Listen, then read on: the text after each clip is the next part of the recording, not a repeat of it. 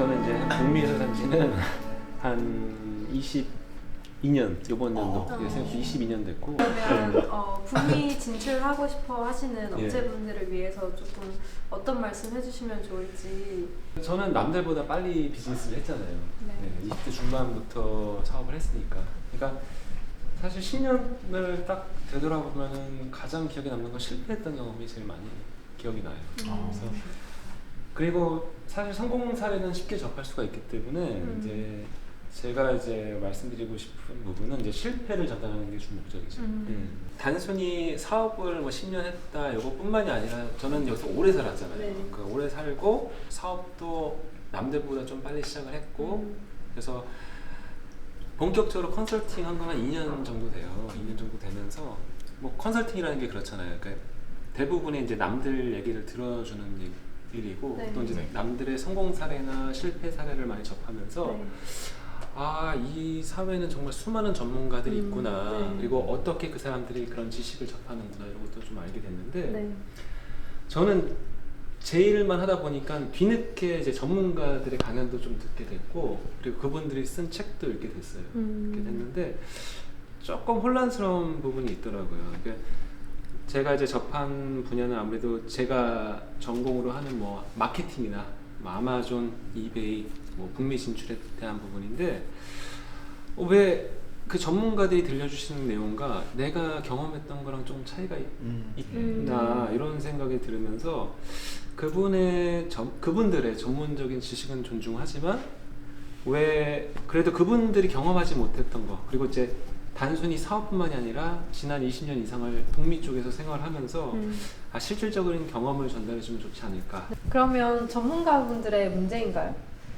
제가 봤을 때는 그 따르시는 분들은 전문가라고 하시니까 그냥 믿고 따르시는 것 같은데. 그러니까 전문가를 지적하고 싶다는 게 아니라 네.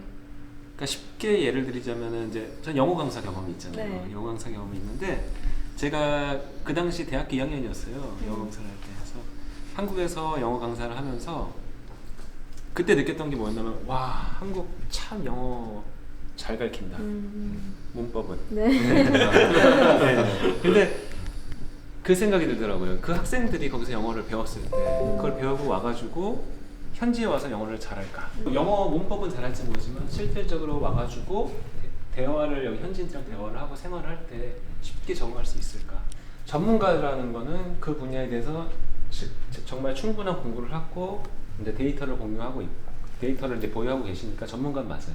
근데 그분들이 경험한 건 아니잖아요. 거기서 그냥 공부하고 데이터를 수집하고 그거에 대해서 분석을 하고 근데 그 부분을 가지고 그냥 경험하지 않은 걸 가지고 왜 본인의 지식이냐 이걸 둔갑시켜가지고 이걸 또 한국 방식의 이제 수학 문제 풀이처럼 이제 주입을 시키는 거 그런 게 조금 문제점이라 보는 거지 전문가들을 탓하는 건 절대 아니에요. 맞아요. 저도 얼마 전에 마케팅 관련한 강연을 들었는데 제가 원했던 거는 실질적인 마케팅의 효과인데 그분들께서는 뭐 마케팅의 정의라든지 아니면은 마케팅의 아버지가 누군지부터 알려주시더라고요. 그렇죠. 그러니까 사람들이 저보고도 그래요. 저한테 알렌 씨는 마케팅 전문가니까 이렇게 얘기를 하시는데 저는 그 전문가라는 말이 되게 어려워요. 뭐 제가 전문가라고 하기도 되게 쑥스럽고 저는 마케팅을 제대로 배워본 적도 없어요. 그냥 제가 뭐 물건을 팔고 세일즈를 하면서 느꼈던 그 노하우를 가지고 제가 마케팅이라고 정의를 내는 거지 책을 본 적은 없기 때문에 저조차도 저는 뭐 마케팅의 아버지가 누구다 이런 건 저도 몰라요. 저는 이제 기대치랑 좀 조급한 부분. 그러니까 다들 걷지도 못하는데 뛸 생각부터 하세요. 그러니까 뭐 북미 진출해가지고 제품을 수출하고 싶다. 그러면 지금 당장 먼저 하나를 파는 게 중요한데 처음부터 컨테이너를 팔려고 생각한다. 근데 제가 봤을 때는 중소기업이나 스타트업 분들께서는 아무래도 자본이나 시간적인 면에서 조금 한계가 있다 보니까 그렇게 느끼시는 건 좀 당연하다고 생각이 드는데 저는 비용이랑 시간이 문제는 아니라고 생각을 해요. 그냥 딱 집어서 방법의 차이다. 그러니까 올바른 방향키가 있으면은 시간은 감수해야 되는 게 맞지 않나. 그러나 특히나 또 이제 북미 쪽으로 가장 큰 시장으로 진출하려고 한다면은 근데 거기서 비용이랑 시간이 부담스럽다고 하면은 비즈니스 할 필요가 없다는 거죠. 사실 처음부터 컨설팅을 시작했던 건 아니에요. 아, 예. 네. 개인 사업체를 10년 전에 먼저 운영하고 있었고 그때는 이제 온라인 비즈니스를 왜 온라인으로 하게 되셨어요? 그러니까 온라인이라는 게 사실 모든 사업을 시작할 때 가장 문제점은 돈이거든요. 자본이 네. 없다는 거잖아요. 네. 캐피탈이 없다는 건데 적은 자본으로 이제 집에서 운영할 수가 있었고 그리고 이제 온라인 플랫폼만 잘 이용하면은 그냥 창고에다가 물건을 넣어놓고 시작하지 않아도 되고 네. 집에서 당장 시작할 수가 있었기 때문에 근데 어떻게 하다가 왜 온라인 쪽만 이렇게 집중을 하게 되셨는지.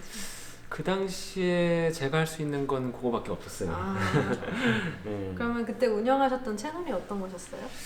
그때 제가 할 수 있었던 거는 처음 시작했던 건 이베이로 먼저 물건을 네. 팔아보는 거. 네. 예. 그리고 아마존. 그때 그 당시에 제가 실패는 다 했던 것 같아요. 왜냐면은 그 당시에는 뭐 이베이나 아마존에 대한 책도 없었고 구글에 검색해도 네. 얻을 수 있는 지식이 한계가 있었고. 아무래도 10년 전쯤이다 보니까 활성화가 좀 덜 되셔서 그러면 개인 사업으로만 일고 개인 사업 하면서 이제 다들 이제 저를 보시면 이제 다 브랜딩이나 뭐 마케팅 쪽이라고 이제 생각을 하시는데 네. 저는 지난 10년 동안 계속 이베이나 아마존 쪽으로 활동을 해왔어요. 그래서 정말 많은 회사들이 AUC 투어니원을 거쳐갔고 네. 나름대로 이제 그 회사들이 성장하기까지 많은 도움이 됐던 걸로 생각하고 네. 지금 제가 언급하려고 하는 회사도 그 중에 하나였고요. 아, 네. 네. 저는 보통 유태인들이랑 많이 일을 했어요. 아. 예, 한국 사람들보다는 대부분의 유태인 업체들이랑 많이 일을 했는데 네. 유태인들의 선입견 같은 거 혹시 갖고 계세요? 유태인들이 어떻다 해서 느껴보면서 똑똑하다? 똑똑하다. 네. 저는 딱 유태인 생각하면 스크루지 영감. 네, 그러니까 구두쇠. 돈은 많은데 돈은 안 쓰는. 근데 제가 유태인들이랑 많이 이제 비즈니스 해보면서 느낀 게 뭐냐면은 실질적으로 그분들은 이윤 추구를 선하게 봐요. 그리고 네. 저축하는 습관이 몸에 배어 있어요. 그래서 항상 이제 미래를 보고 투자하면서 절대 손해 안 봐요. 예.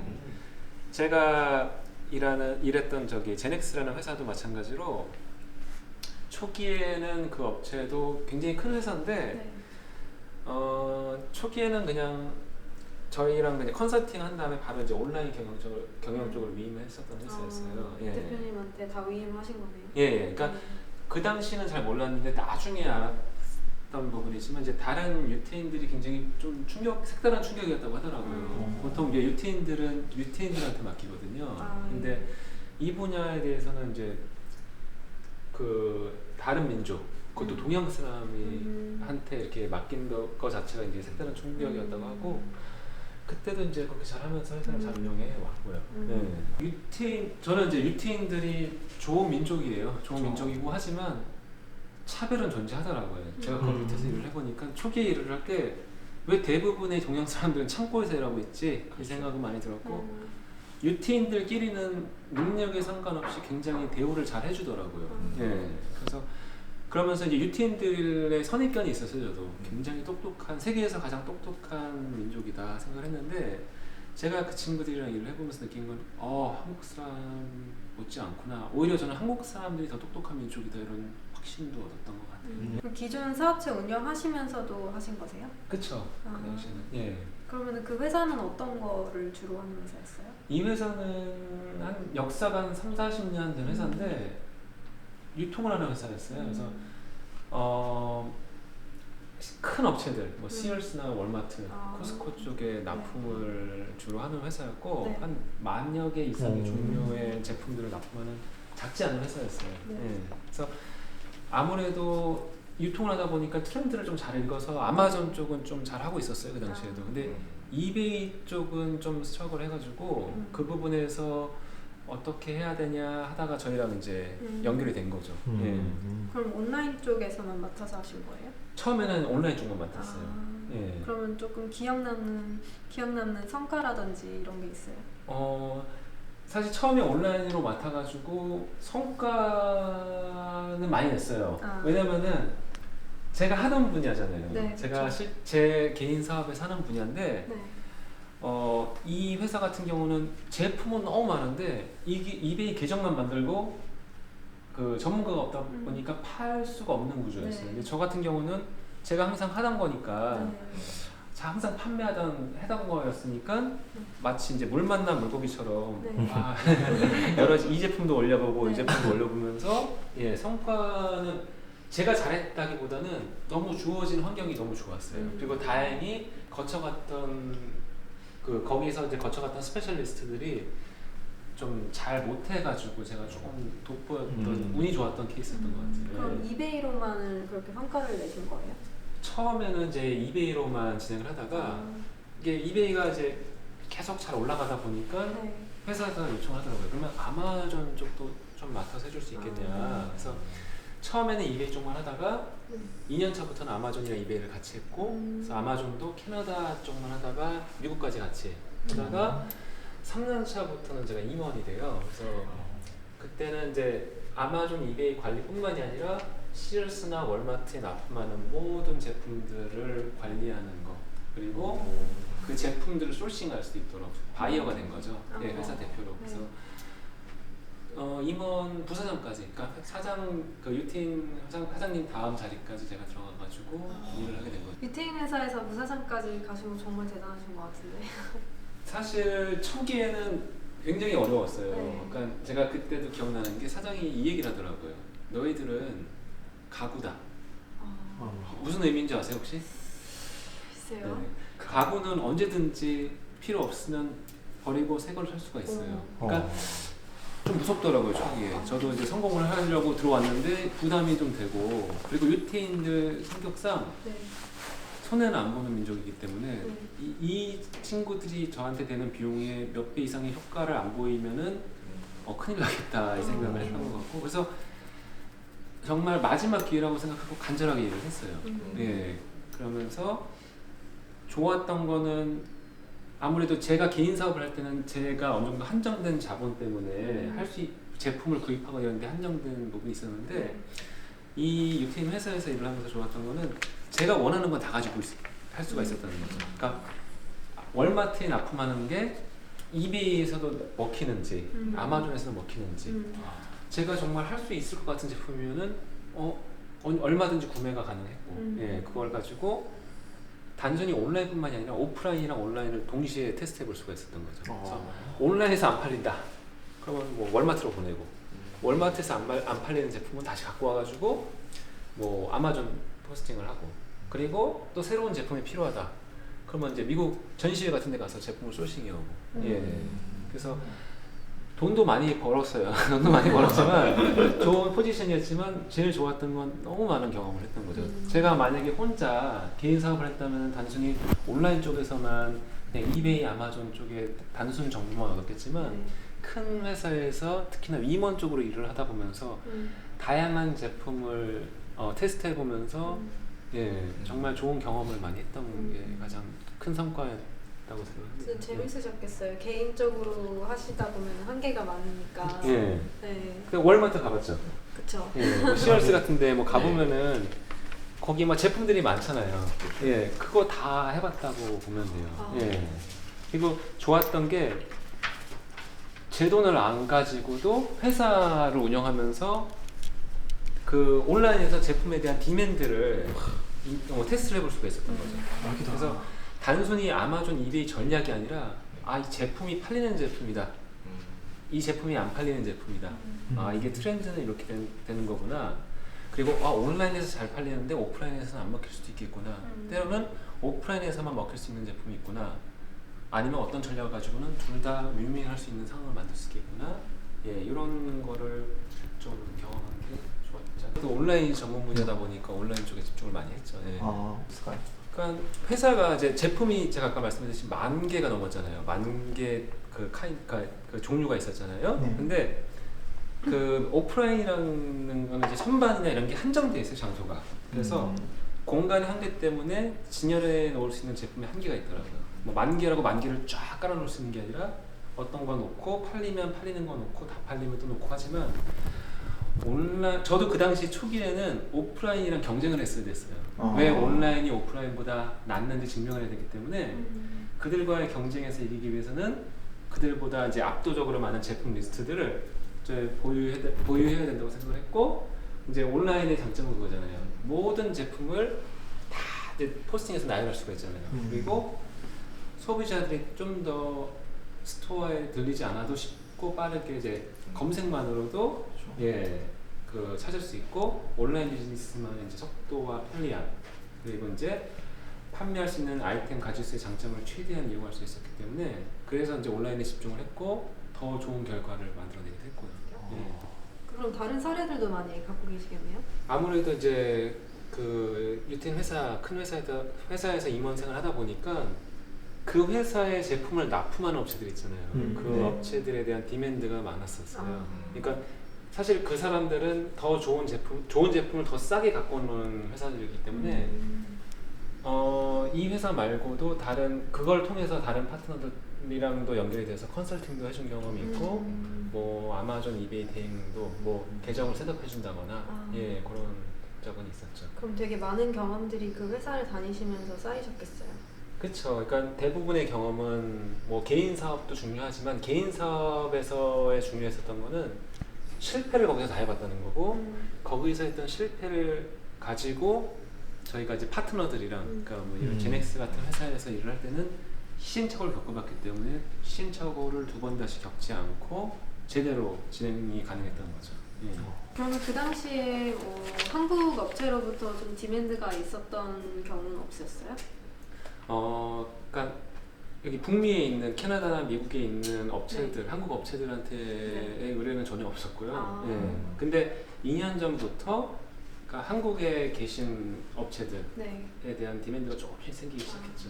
그분들 중에서 혹시 좀 성공적인 사례가 있다든지 성공적인 사례라고 말씀드리긴 뭐한데 그냥 첫 케이스가 제가 2016년도에 전시회에서 미국 전시회에서 만났던 업체인데 그 당시에 이 업체도 북미 진출을 꿈꾸고 있었고 저도 이제 우연히 갔다가 제품이 너무 좋더라고요. 그래서 제품 보고 이제 가능성에 대해서 설명해 주다가 마케팅 의뢰를 하시더라고요. 컨설팅을 하시고 그 마케팅을 요청을 하셔서 마케팅을 요청하셔서 진행을 하신다고 해도 바로 진출하기가 조금 어렵지 않나요? 근데 이 업체는 조금 틀렸던 게 다른 업체들은 팔아주세요 하는데 이 업체는 마케팅부터 해주세요 하니까 좀 과정을 알고 계신 업체구나 이런 생각이 들었고 실질적으로 이 업체 같은 경우는 마케팅을 한 지 한 3-4개월 만에 수출 계약을 바로 맺었어요. 부산시장님 오셨던 그건가요? 맞아요. 그게 조금 잘 된 케이스였고 그래서 2017년도 부산시장님도 한번 토론토 오셔서 격려를 해주셨었고 그게 계기가 돼서 제가 이제 본격적으로 한국에도 이런 디맨드가 있구나. 그래서 한국을 좀 자주 왕래하면서 뭐 컨설팅 혹은 이제 이런 대행을 하게 된 거죠. 아직도 진행하고 계신 거예요?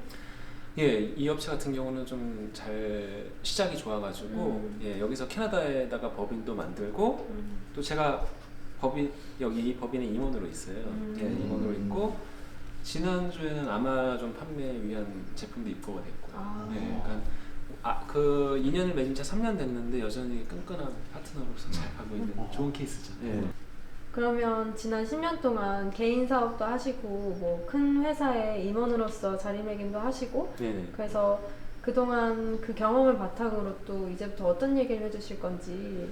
그러니까 약간 실제 필드에서 느꼈던 거를 저는 그 당시 정말 간절했거든요. 그러니까 그래서 제가 개인 사업을 하면서도 회사를 다녔던 거고 제가 그냥 한 가지 예를 드린 거지 저는 개인 사업을 하면서 정말 많은 회사들을 다녔어요. 단순히 컨설팅뿐만이 아니라 뭐 이베이 대행, 아마존 대행 그런 걸 해봤고 그래서 이걸 가지고 사실 이게 공개하기는 되게 어려운 내용들이에요. 왜냐면 대부분이 실패한 부분이고 어떻게 보면 제 치부가 될 수도 있는데 저도 제가 어렸을 때 굉장히 간절했기 때문에 어떤 업체들은 분명히 북미 진출하기 위해 굉장히 간절한 업체들이 있을 거라고요. 저처럼 그런 간절한 업체들 그리고 젊은 창업가들이 시행착오를 겪지 않고 또 이제 책에서 나오지 않은 정보 뭐 이제 구글이나 전문가들 강연 많잖아요. 근데 거기서 미처 캐치하지 못한 부분을 제가 좀 알려드려가지고